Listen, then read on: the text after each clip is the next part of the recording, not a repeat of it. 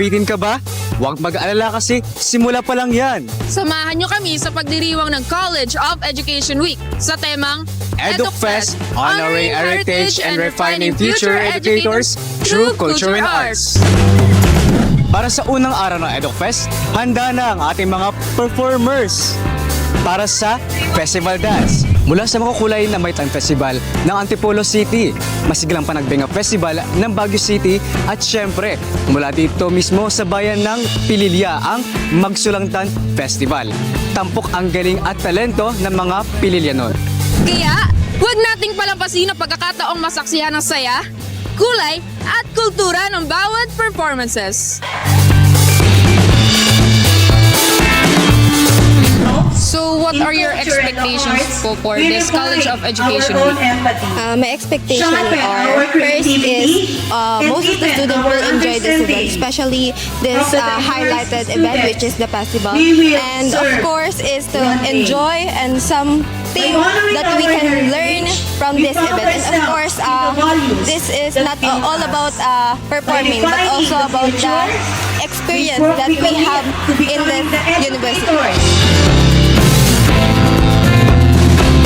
So, Miss Lorraine Cailias, ano yung nafe-feel mo ngayon, especially being the Panagbengas Festival Queen? So of course, una ko naramdaman is kinabahan ako kasi nanahimik lang naman po ako sa bahay tapos bigla nila akong binoto. Tapos eto, nandito na po ako, nakagayak and ready to battle.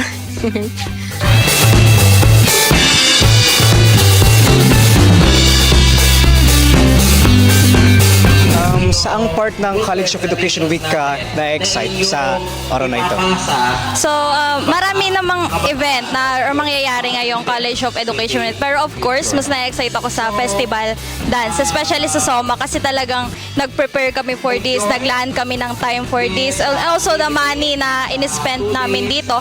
Kaya yun, mas na-excite talaga ako na makita nilang lahat yung performance namin.